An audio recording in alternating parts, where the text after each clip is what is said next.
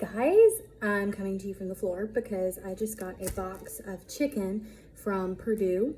Purdue is running a really good Labor Day sale right now. So if you go onto their website, you can look at both the organic chicken and the regular chicken, and they have them marked down.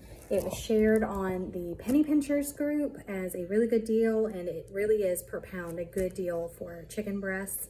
So there's a lot of it. So that means I'm going to be doing some canning today. I'm going to be doing some different chicken recipes than just raw canning. I'm going to be making garlic chicken, barbecue chicken, and then just raw canning chicken, as well as doing chicken broth. So hang in there with me. We're going to be doing a lot with chicken today and with pressure canning. But I'm down here on the floor taking a look at my box. This was kind of cute. They sent some pollinator seeds over for bees. It doesn't actually say what the flowers are or what season they might be good in, but it's cute to have some little seeds, and sure, I'll go scatter those out there. Why not? Because you never know. They might actually turn out to be good in our area for the fall. So this is the package. It was packed in foam. The chicken is really, really cold, so that's good. That is good. That means that it stayed good in transit. Okay. All right, we have some frozen chicken breasts, which means, okay, so listen to this. I'm gonna have to wait for a lot of this to thaw out. If I'm gonna raw pack chicken, you cannot raw pack frozen chicken, because if you do, you're going to end up with partially cooked chicken in your can, and when you pressure can something, the chicken cooks all the way. So if you have raw frozen chicken in there, it's not going to cook all the way through. You're going to end up with a can of raw chicken, and it is going to go rancid in your pantry. You cannot do frozen chicken, okay? So I am going to let these sit out, the ones I was going to raw can. And then I'm going to go ahead and cook, because I can cook the others that I was going to do as barbecue chicken, because I was going to actually do shredded barbecue chicken. So I'm cooking that in my Instapot anyway. So it's going to be okay for me to go ahead and pull those out and get canning today. Look at that, there's some frost. That's a good sign. It stayed nice and cold. Good job, Purdue. Good job. I forget what this ended up being, a pound. With the deal, I think it ended up being like $2.99 a pound for these chicken breasts.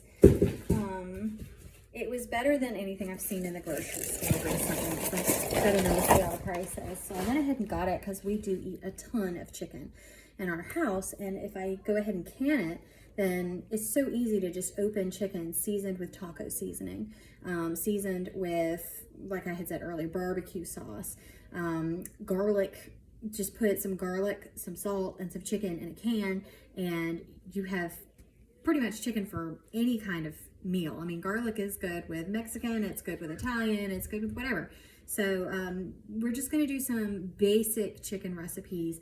I'm not doing any more chicken soup right now because I don't have the other ingredients for it, like carrots and celery, but also because I have enough chicken soup on my shelf. I need some chicken products on my shelf that are going to be good for me to actually like throw in a meal, cook for my family. So that is what this is going to be today. I'm going to unpack the rest of these. I have quite a few to unpack and unroll, and to get this box out of here.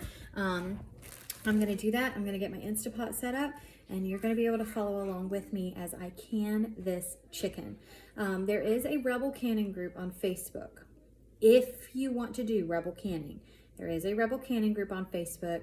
They talk about how to water bath chicken. Personally, I would not do it. And I don't recommend it. It's up to you. But losing everything that you have spent money on and done would be a tragedy, as well as getting botulism for your family. So if you are a part of a Rebel Canning group, if you're thinking about Rebel Canning, that's your business. It's your kitchen, your rules. But personally, I would pressure can all meat. So we are going to be pressure canning this today. I don't think it's worth losing anything. Hi, Snowball. I'm also going to be using Denali lids. I've been very disappointed in the quality of ball lids lately that actually come on the jars when you buy the jars. So I invested in some Denali lids to try because I've been hearing great things about those from the canning sites. So I'm gonna open those and try those with you today as well. I have a parrot. Wait, you're not a parrot. All right, let's get canning. Okay, so let's talk about an Instapot. So if you're not familiar with the Instapot, it is a pressure cooker, not to be confused with a pressure canner. You cannot can in the Instapot. It's not safe. Now you can water bath can, but you cannot pressure can. Just because it says pressure cooker doesn't mean it's a pressure canner. So I've done a video on the differences between the kitchen gadgets in the past. So I'm not going to get into that now, but I am going to show you, if you're not familiar with an Instapot, it's a really, really handy kitchen tool to have. So it comes in multiple pieces. I just plugged in the cord because that isn't attached to the machine, which is actually nice because you just shove everything down in the machine and it's nice and compact for storage. But this is the inner pot. So this is what you actually cook in. The inside of it just basically looks like the inside of a crock pot. Okay, it's nothing fancy. But this has measurements on the outside of it. So it goes cups and liters. I don't know if you can see that. Cups and liters on the inside. Most things you do not have to fully cover with water. I am actually going to be fully covering my chicken with water because I want to actually have chicken broth. So if I'm cooking raw chicken in the Instapot, any of the water that the raw chicken is cooked in is going to instantly become chicken broth, and that is a cannibal item. So I want as much out of my chicken as I can possibly get. So I'm also going to be doing chicken broth with it. Therefore, I'm actually going to be filling this up and doing several different rounds of chicken. Now, if I'm going to cook chicken breasts from frozen, that's going to be a different time than if you're going to cook them just raw and out of the fridge and they're thawed. So let me get this filled up with water and I will be right back. All right, so I have filled my pot with about 8 cups of water. It does have a max fill line. It's the top line right there. So I want to get some chicken in first. I did use water from my fridge. You need to use purified or distilled or filtered water. Anything that has hard water is not good for making chicken broth with. So do make sure that when you're making the chicken, if you're going to save the chicken broth, that you're using some kind of filtered water in order to keep the chicken broth, because you don't want hard water particles in with your chicken broth. It's just not good. So this is one of the pieces that comes with the Instapot. It is the drip catcher. It just pops onto the back. This is the Instapot lid. I took my ring out to wash it, so just always make sure if you have an Instapot that you've got your rubber piece in your lid and that it's fastened down here at the wire unit, and also make sure that you have your little gauge on top that's going to prevent all of your steam from coming out, and that is actually what is going to hold the pressure in. So you want to make sure that you have all your pieces in place. Let me turn this around to face you so you can see the digital front. So I'm going to go ahead and add my chicken now. So let me cut this open and see where I'm at. I might need to add more chicken, or I might need to add more water to my pot, but I started with 8 cups. And I'm going to start putting in chicken breasts and kind of see where I go from 8 cups and what I decide to do. I'd like to have plenty of chicken broth out of this because I use chicken broth all the time. If you want chicken stock, you can add in the ends of like green onions, the ends or the peels of carrots, the ends of regular onions, the ends of celery, like any pieces that you consider vegetable scraps other than potatoes. You can't do potatoes, like the skins, because those are too starchy, so you can't can those. But as far as chicken stock goes, like most of your peppers, onions, carrots, celery, that kind of stuff, you can throw the ends in here and you just filter it out. So that's how you make chicken stock versus chicken broth. So just an FYI for you. If you're making something that involves those things, you can whip up a quick, very tasty chicken. Turkey stock, you can also do it with turkey if you would rather do it that way. Beef stock, same way. You just take the bones of the beef, boil those with some veggies, or boil the bones and you get beef broth. So whatever, there's like lots and lots of different ways to do things. So see, just 2 packages of chicken breasts has already put this up to 2 more cups full of liquid. So I'm nearing my max line. So let's add this last package I'm not going too crazy with trying to cook a bunch of chicken at one time because it is frozen. Leona's singing.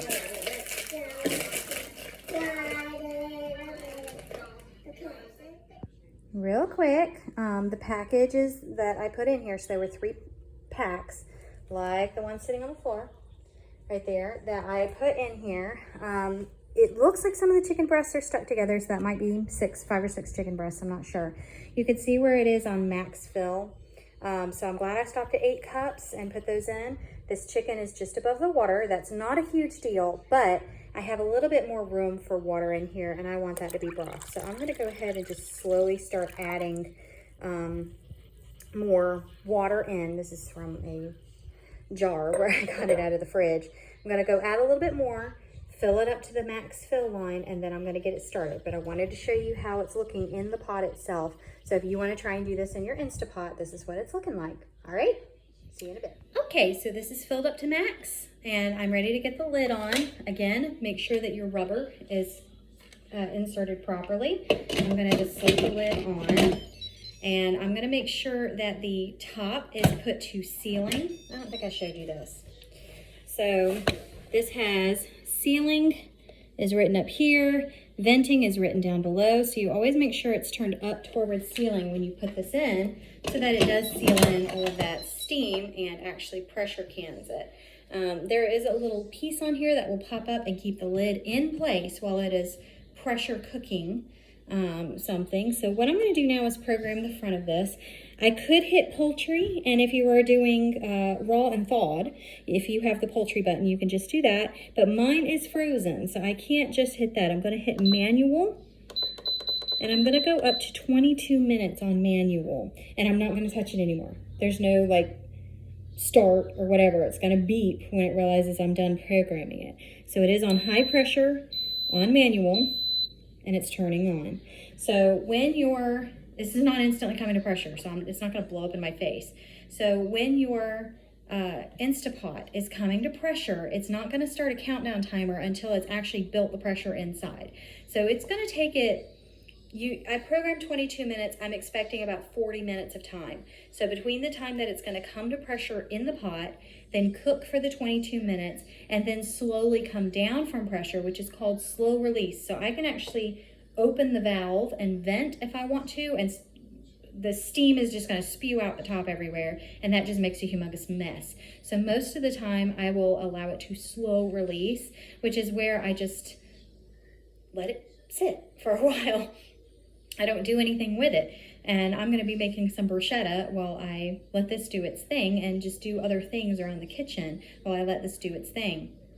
Get my taco seasoning ready, get my barbecue sauce ready, get everything ready for the chicken to actually be canned. This chicken will be shreddable, which I really like when you're cooking in the Instapot. The chicken, any kind of meat, is like instantly tender, and it's so easy to just shred with 2 forks. You just, or your fingers. I mean, it's that pull apartish. So I'll just pull it right apart, and I'll have shredded barbecue chicken, shredded taco seasoned chicken, and then I'll also have, I'm probably going to do a raw pack for the garlic chicken because I don't actually want that shredded. I want that to go in whole. But you can do a lot with shredded chicken, and you can make a lot of meals out of just canned barbecued chicken. So I'm gonna let this go.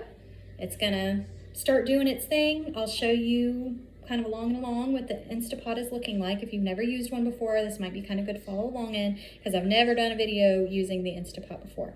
So I will see you very, very soon as it counts down, and kind of give you heads up on what else is going on in the kitchen. So let's cook. All right, I want to show you the Instapot doing its thing. There's 7 minutes left on it. All right, it's not shaking or exploding or going crazy. There is pressure built up inside of it. As you can see, there's some liquid that released back here. This is locked, which means that there's still a lot of pressure inside of it, so you can't actually get the lid off. You can't even so much as jiggle it. If I release this a little bit, there's the pressure, okay? So that's releasing some of the pressure. So you could see that there is pressure being held inside of it. There are now 6 minutes left on it, and I'm gonna let it slow release. and then I'm going to be able to get the chicken out. So, but I wanted to show you that the Instapot is nothing to fear. And if it is making noise and that kind of stuff, that's okay as well, because some things have more pressure and they will make a little bit of noise. They'll just make a hissing sound, but it's not going to explode on you. So if you've been nervous about an Instapot, this is what it looks like while it's under pressure and what it's doing. It's very quiet. See? Not a sound. So don't be afraid of them, okay? Okay, so I had to go get the kids, but it's been 2 hours and 12 minutes since this stopped, and the lid is still pressurized and sealed, so I can't get it open yet for its own safety, but I'm gonna get this out and shred the chicken in just a minute. Okay, so the chicken after it's cooked in Instapot is extremely fragile. So I'm getting it out with a fork and a spoon, because if it's just a fork, it would literally fall apart. But you can see, like, chicken literally just falls apart when it's cooked in a pressure cooker, not pressure canner, which it does actually become this way in a pressure canner as well. It becomes very, very easy to shred, but we are doing that work ahead of time. Now you can do this chicken raw and just put it directly in cans, or you can do it cooked. Because I want to add seasonings and things to mine, I'm going to do mine cooked. This batch is going to be barbecue chicken. And let me show you how I'm planning to strain out my chicken broth. So now I've got all my chicken breasts out, so that, I wasn't sure how many were in the package. So I have 1, 2, 3, 4, 5, 6. So there were 2 chicken breasts per package that I opened. So good to know, because they were so frozen together I could not see. But I'm going to get coffee filter. Let me get that real quick. Sorry guys.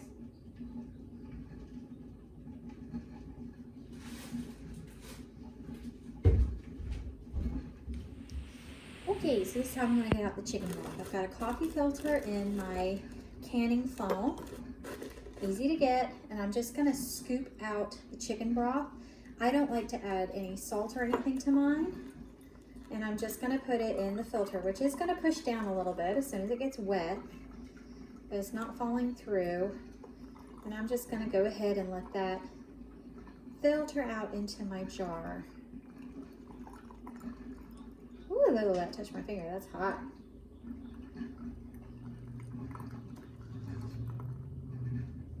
Okay.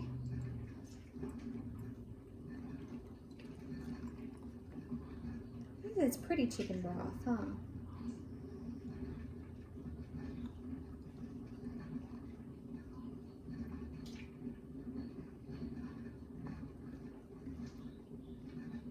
Okay, I'm going to fill that up to 1-inch headspace, which it looks like I might be about there with just a tad more there. Okay. So I have a jar of chicken broth up to 1-inch headspace. It's been filtered. Easy peasy, right? So these are pint-sized jars that I'm putting the chicken broth in, and the chicken I am shredding, and I'm actually going to make this one, I believe, all the barbecue chicken. Just scooch it over here real quick. There. Let me move this there. Just to get it out of the way. You know? Move it out of the way. So I'm just gonna, this is so easy to shred up. So easy. I'm gonna end up knocking this off, but I'm gonna move it over.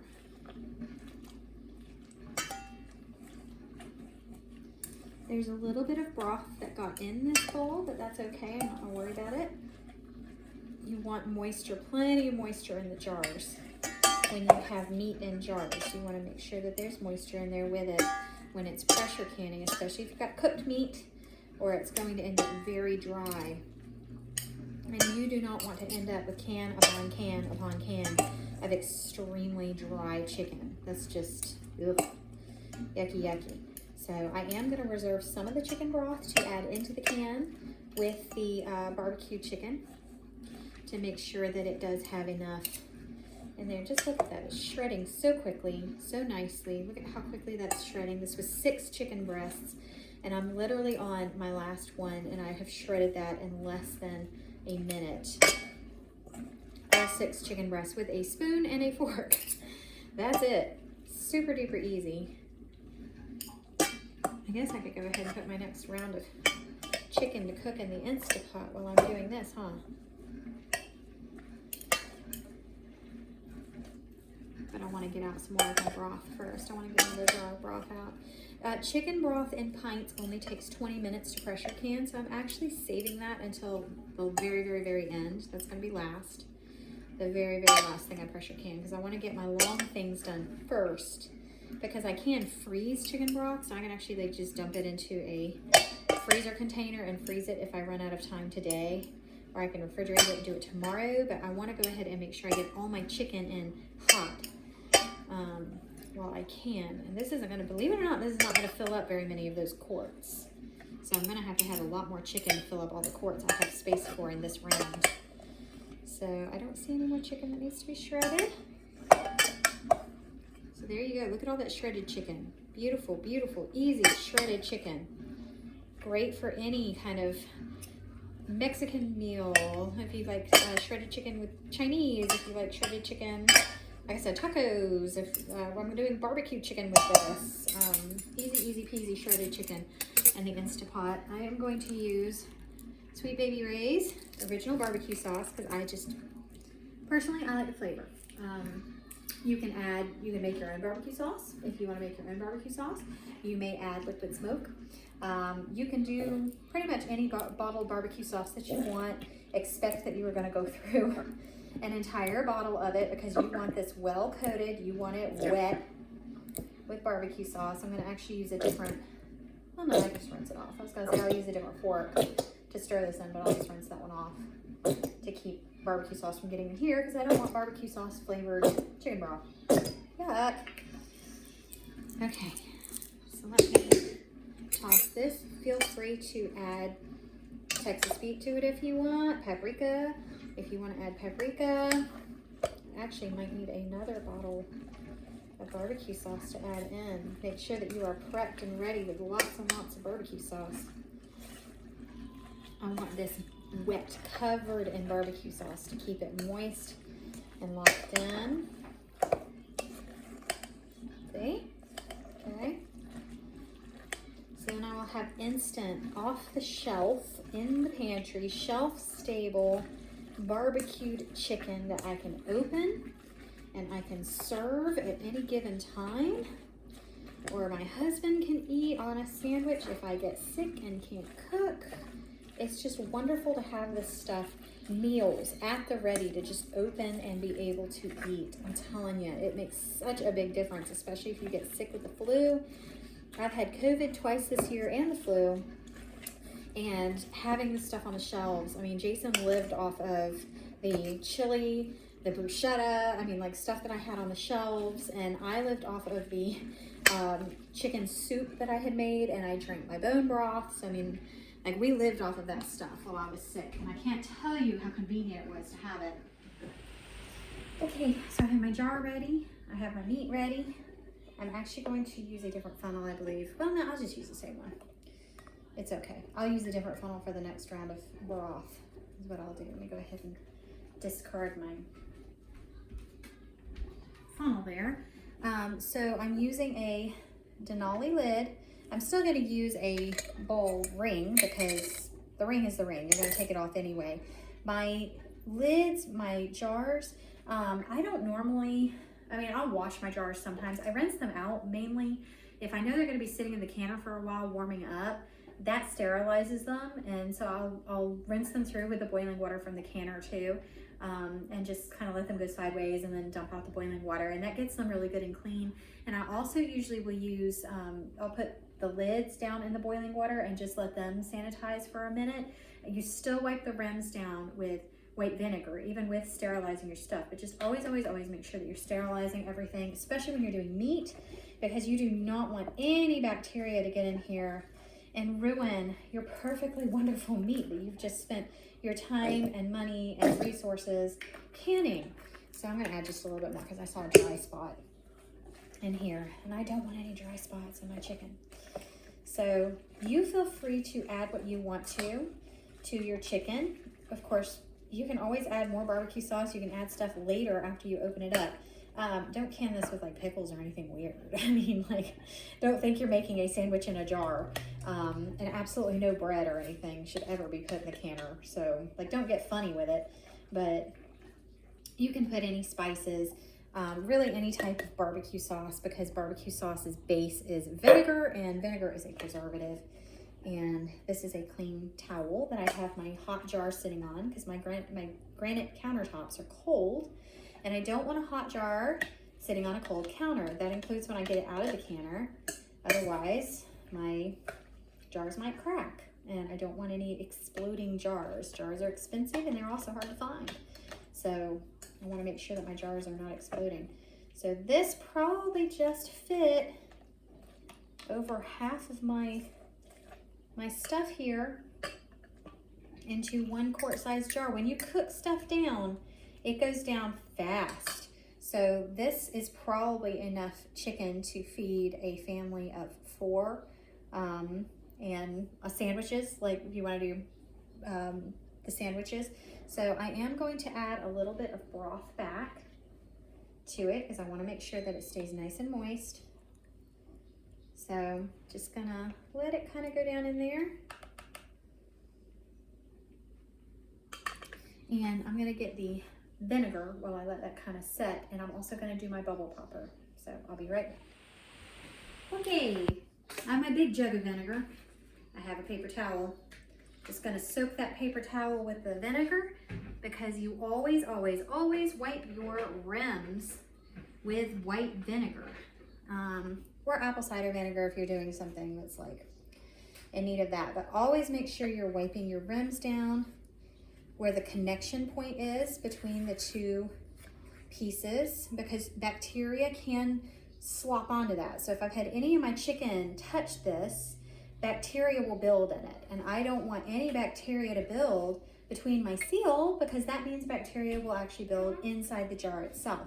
So I am going to now use my Headspace measuring tool. You can see the bubbles coming up. This is also a bubble popper. I go north, south, east, west. It's also shoving that broth down in there.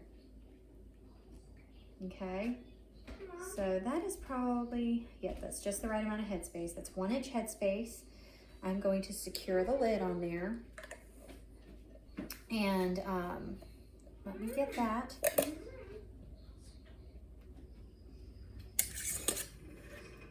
Okay, now you can hear where it's not sealed, right? That's the sound of a jar that's not sealed. But that jar is now ready to go into the canner. It is kind of hot, so I'm not going to actually pick it up with my hands. I'm going to use my jar grabbers. Pick that up. I really like the thickness of that Denali lid. There's a big difference between that and the ball lid that came with it. So now I'm going to go and put this in the canner and get my second jar out over here. And apparently I'm the kid's slave today because they're both fussing at me at the same time to do stuff. Nice to be ordered around by somebody who's half your size, isn't it? Okay, so now I'm gonna do this one more time. Okay, I'm gonna take my filling, stuff it down in there. Believe it or not, 6 chicken breasts is going to fit into 2 quarts, which is pretty amazing. So if you think about the amount of space that would take up in your pantry versus the amount of space this is gonna take up in your freezer, 2 jars is a lot less space in your pantry than fitting one of these in your freezer, right? It's gonna be thick and it's gonna take up space. So by making this pantry safe, shelf stable, I'm really saving myself some space too. And I apologize about my kids being loud. I will turn the TV on for you in a second. My word, so rude. Hang on. Why are these kids ordering me around? All right, it looks like I actually have room to fit more chicken in there, so I'm gonna do another round of chicken in the Instapot. I'm just gonna put the ball lid over this to keep bugs and stuff out. So I'm gonna actually do more barbecue chicken because I only got 1 quart and a little bit more of another quart with 6 chicken breasts. So as you can see, a lot of chicken can fit per jar. So that's a lot of chicken that goes shelf stable. You can do these in pints. I'm doing them in quarts because I have a big family, so I want to have more available at one time. And also, pints take up a lot more room on your shelf. So considering the fact I can fit almost double the amount of chicken, that takes up a lot less room on my shelf than 2 of these side by side, right? So there's that benefit too. So I'm gonna cook some more chicken. I'll be back when I'm putting everything in the canner. All right, so I've done all of my barbecue chicken I'm gonna do. I ended up with 3 quarts and a pint with 12 chicken breasts. So it saves a lot of room in my freezer to put those in the canner in jars. Right now I'm actually breaking up some chicken. I'm not gonna shred this quite as fine. I'm just gonna break it up and put it into jars. Right now I am going to make, there we go. This can be, if you want to use it for chicken and dumplings, if you want to use it for chicken pot pie, if you want to use it for soup. This is going to be a filling that can be used for those things. So I'm just kind of going to be dumping some chicken. I'm not trying to shred this. Here, let's see, I'm just dumping the chicken breasts. I'm just kind of cutting into them with the spoon and trying to get some more chunk pieces, because I mean chicken pot pie is really good with shredded chicken, but I also don't mind the kind of the chunkier pieces. And honestly, when this cooks down, when I'm getting it out to put into the chicken pot pie or into the chicken and dumplings, it's going to break up anyway as it's going in. So I'm not going to worry too much about that right now because it's actually going into a dish and I don't need it pre-shredded like I would the taco chicken or the other chicken. Okay, so now I'm going to take a pause for a minute on the chicken. I have frozen vegetables. This one is just the mixed vegetables with green beans, carrots, corn, and green peas. And I'm also going to use frozen onions. Now these are pre-frozen vegetables because I do not have these fresh. I only have these frozen, and that is okay. So I'm going to cut this bag open. Okay, and I'm going to cut the other bag open. All right, and I'm going to just start pouring some of this into the middle of it. So I'm basically building it up a little bit. I'll finish with chicken on top. This is why I didn't do much chicken broth yet, because I want to use the chicken broth to also fill my jars to make sure that everything in here stays wet. You can do this raw packing the chicken. So the chicken does not have to be cooked for this method in particular. But I just went ahead and cooked it because I was on a roll with it anyway. And I might as well, because I've got a bunch of frozen chicken that I want to go ahead and get in the canner today. I don't want to have to store it and freeze it. So there you go. I'm actually going to get a little bit of salt and add a little bit of salt. You can add all the salt and pepper that you want after it's cooked. Now kosher salt does really well in this. I'm just going to add table salt because it does not have to be canning salt for this. So I'm just putting, that was probably the equivalent of about a teaspoon. Okay, that's not much salt. And then I'm going to just put a little bit more chicken on top. Just some chicken chunks on top. And then I'm going to top it all off with some chicken broth to make sure it stays wet in there, because I do not want a bunch of burned up, nasty vegetables and chicken in there. And most recipes that are chicken and dumplings or chicken pot pie call for chicken broth anyway. So you will be using the chicken broth in this jar in your recipe anyway. So you can just dump the whole thing in when you're ready to cook it and not need to worry about it. It's actually quite pretty. I don't know if you can see that too well. Very colorful. It'll all get mixed up together while it's in the canning process. So if it's chicken pot pie or chicken and dumplings, I like it heavier on the chicken because that is the name of the thing. So about less veggies, more chicken kind of going on. This just makes it so easy to make a meal really quickly, guys. I mean, canning these things and having them on your shelf. It makes it so easy to have a quick, healthy meal. Because look at this. This is nothing but a little bit of salt, some Insta-cooked chicken, and some vegetables, and your homemade chicken broth out of the chicken that you've cooked. So this is really a healthy mixture. So what you do with it from there is your prerogative. You could even turn this into a chicken soup if you'd want to.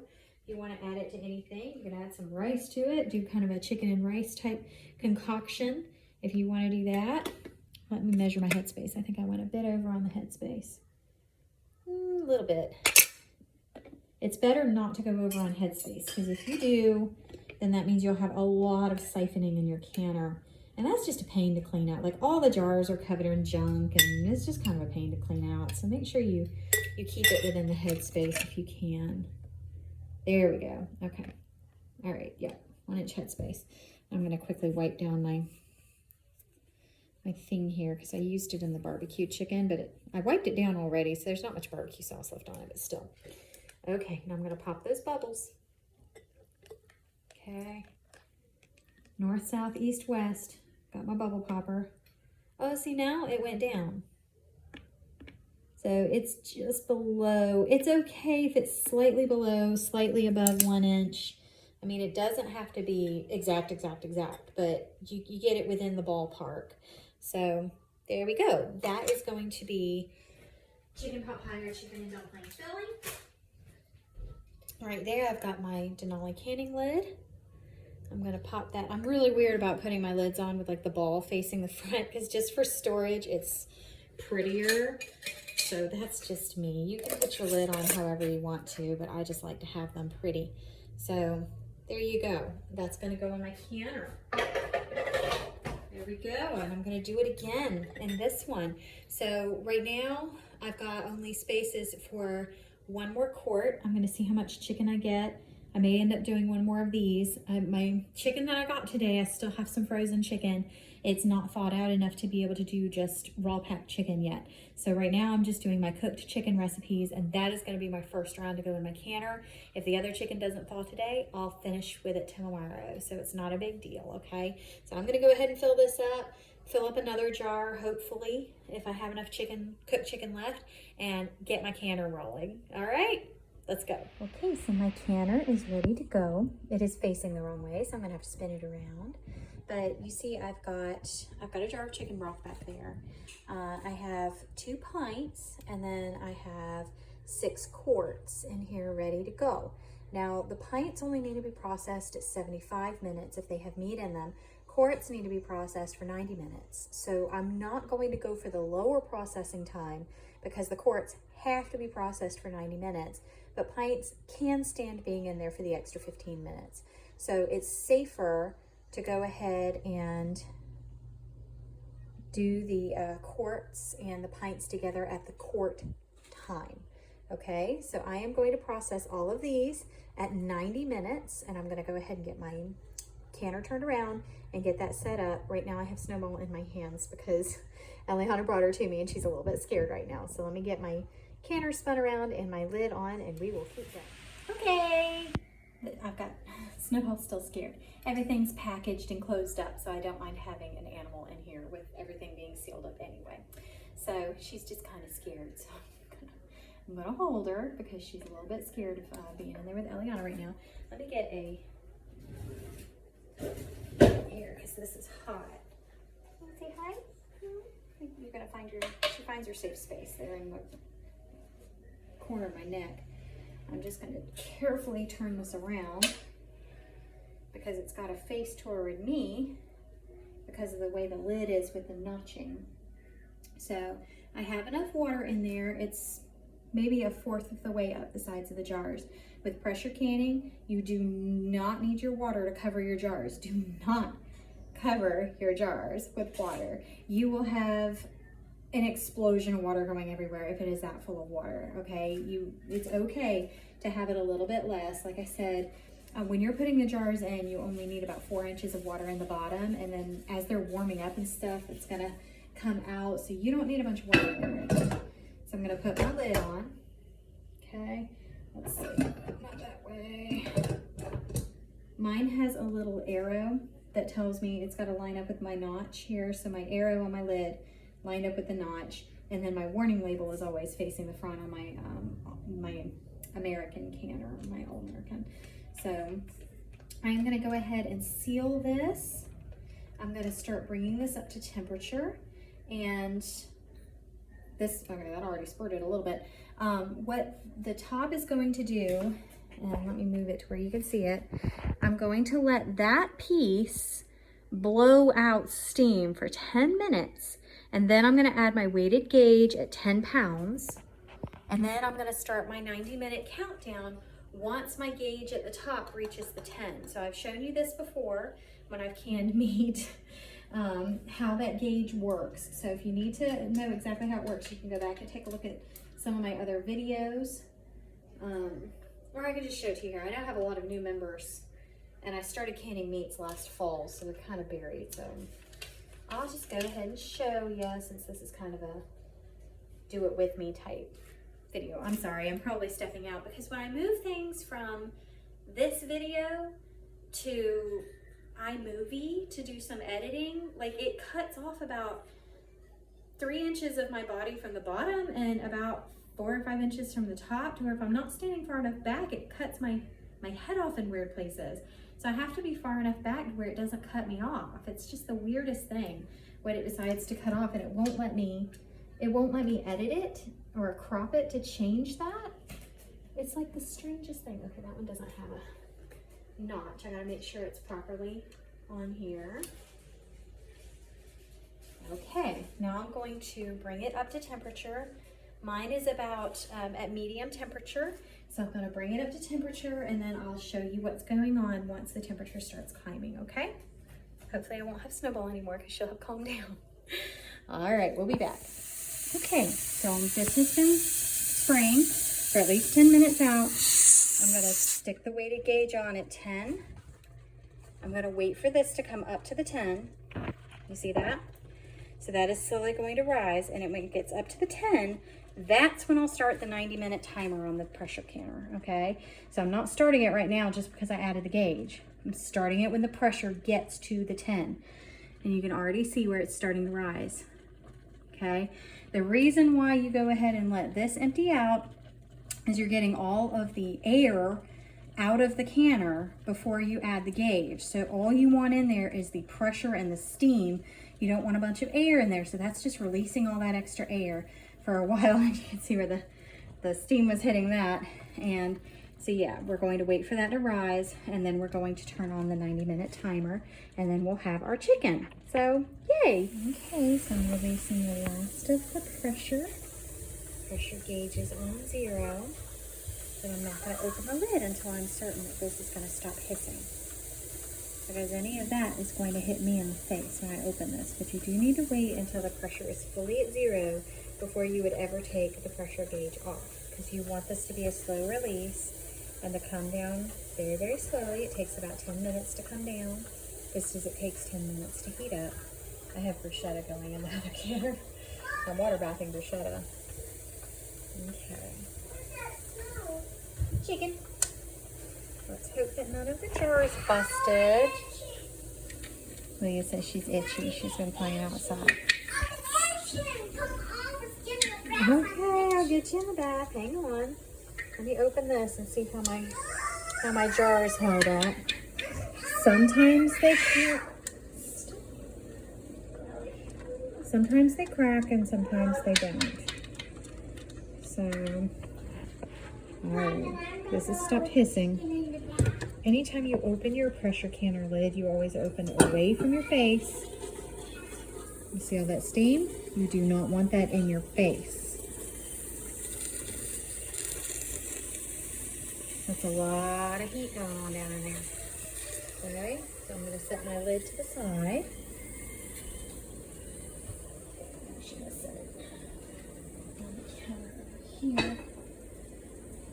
I have my cloth all ready for my jars. I've already cleaned this area with Lysol and made sure that it's clean under here. And this is the towel I had used earlier that was clean, because when you get your jars out, you want to make sure that they they're hot jars. They need something cool to sit on.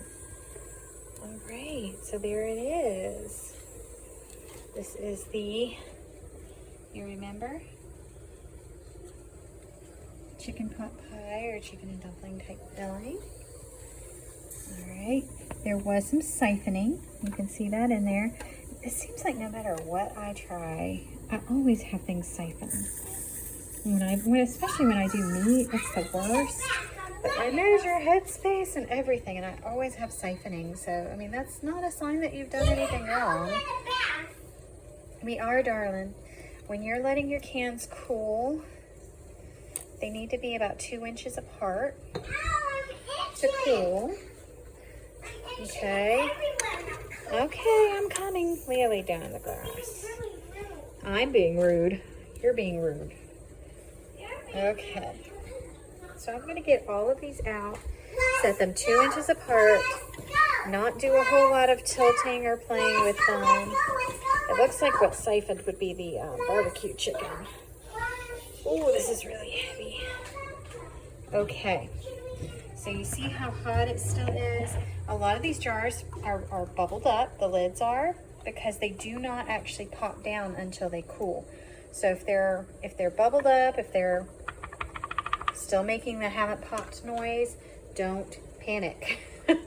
They oftentimes do not seal until they are cooled down, okay? It's the change of the temperature that often causes them to suction in place. The yum, yum, yum. It makes like a click sound, and it's one of my favorite sounds, and this looks delicious, and it smells really, really good. It smells really yummy. Okay, so this is all the BBQ chicken.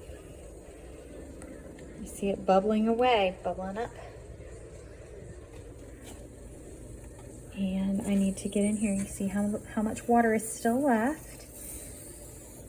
So I had plenty of water. Looks like this is the one that did the, because it's still kind of leaking down the sides. This is the one that must have done the siphoning.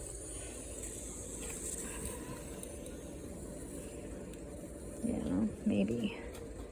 Okay, and then there's the poor innocent little chicken broth that only needed 20 minutes and sat in there for 90 because it just got in there with everything else. So there they are.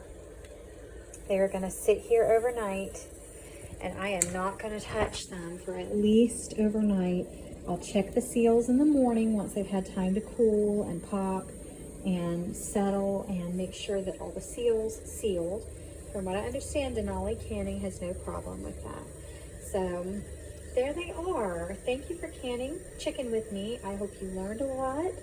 I hope you can get some meals as well if you want to go get some chicken from Costco or whatever.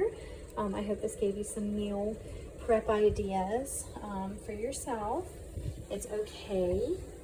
If you see that the liquid level's kind of low, that's okay. It doesn't have to be necessarily as high as that one is. Just as long as there is some liquid in there, it's gonna be okay. So don't panic about your liquid levels or anything. If you measured, if you popped your bubbles, if you measured, if you did everything right, it's gonna be okay, all right? So, happy canning. I'll be canning some more tomorrow with some raw chicken and walking through that with you. But this was cooked chicken canning with the pressure canner. And I am signing off for tonight. It's almost 10 o'clock and it's been a long day, so I'll see you tomorrow.